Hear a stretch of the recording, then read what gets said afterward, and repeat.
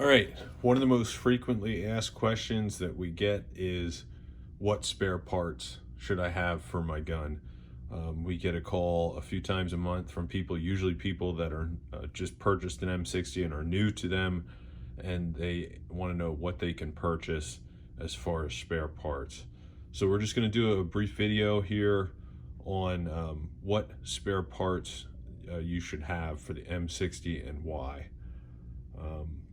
And importantly, the quantities and what you have in spares is really up to the individual person and what you are intending to do with your gun. And I'll give you an example. I want my gun to be able to run for my great grandkids, or even longer. So I have enough spare parts here to keep it running forever. And that's because these parts aren't made anymore for the most part, and they're impossible to find, so you got to get it while you can. Okay, hands down, most important as far as what you need are bolts and operating rods. Bolts are super expensive, so are operating rods. They're very hard to even find anymore, but these are the two parts that fail the fastest. These bolts chip on the left lug. All right, that's the most common area that they fail in, but also actuators break, ejectors get broken, and other parts in this boat, firing pin springs, which we're going to go over. So you're going to want as many bolts as you can find, even if they're just stripped. That's okay. You can usually transfer the parts over to them, but you need good bolts if you want to keep your gun running, because once they chip, they really should be taken out of service unless they can be ground down and smoothed and shaped so that they don't damage your barrels. Operating rods, the bolt rides on these op rods and it naturally wears this surface. Once this surface gets torn up to a certain point, the gun starts to experience failures, and it's important to have operating rods. We're going to move into one thing here that is all encompassing, so to speak: springs. All right, springs wear out. It doesn't matter what type of spring it is, it's going to wear out, especially when it comes to the M60. They have a service life. The M60 is the type of gun that beats itself to death, so you're going to want springs for your guns. Recoil springs here are the main one that they're going to wear out on you, and once they wear out, the gun starts running like garbage. Firing pin springs, again, if you can't get complete spare bolts, try to pick firing pin springs up. These take a lot of abuse, man. When this gun is cycling, they get compressed hard, and it's not uncommon for us to be repairing a firearm for someone and take the bolt apart and have a broken spring fall out of there. Ejector springs, this is probably the most important one. These ejector springs, which sit here in the bolt behind this ejector, they get jacked up. They take a lot of abuse, and again, it's very common for us to pull a bolt apart and have just broken pieces of ejector spring fall out of there. So ejector springs are really important. Extractor springs, these will last you a pretty long while, but you need to have some spares of these. There's a number of reasons for it. They can break, but also when you're taking them out of here, they tend to fly off and you never see them again. So it's important to have them.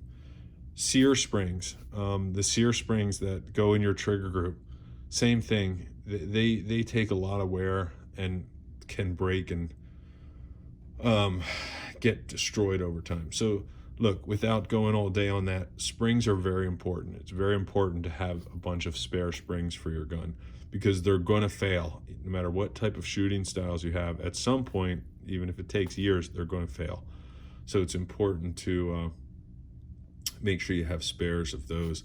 Sears, M60 sears are again one of the items that wears out really fast on these guns, and a lot of their wear is going to depend on your shooting habits, but this is what catches the bottom of your operating rod and stops the gun. So this can round and get messed up. If you have shooters with a light trigger pull and they're not pulling the trigger down all the way, it really messes them up. This is just a used one, for example, and you can see the back end's kind of starting to round. And when that happens, you're going to start experiencing runaway guns because this isn't going to catch the bottom of your operating rod. So sears have always been very important for this gun to have as spare parts. Buffers, if you can get a buffer, get yourself a buffer. These are hydraulic, and these are really tough. They really are tough. But again, we want to think down the line to when these parts, you can't find anything at all.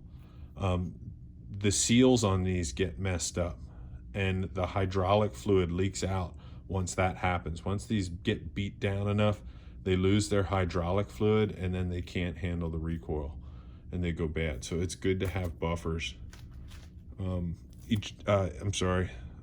Extractors get all messed up, man. Just like, again, you're gonna hear me say that a lot, and it's because these bolts and op rods take such a beating. They take such a beating.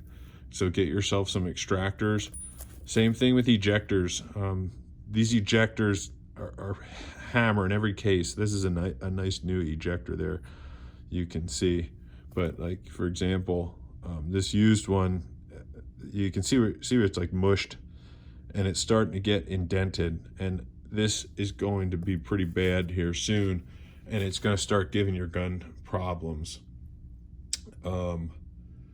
So any of the bolt parts, like I said, actuators as well, they're parts that you're going to want to have as far as wear items go. The only other item we have out here, and again, I'm going to go over a little spare parts kit I have shortly after this, but I have a trunnion here. I have a Sacco defense gun, and this is extreme. I don't know if you need something like this, but again, I want my gun to run decades and decades, long after I'm gone. So I obtained a new Sacco defense trunnion, a replacement trunnion, if my gun ever goes bad in that sense. All right, and just to touch on the bolt parts, this is just a case we have. It's all bolt parts. This is extreme.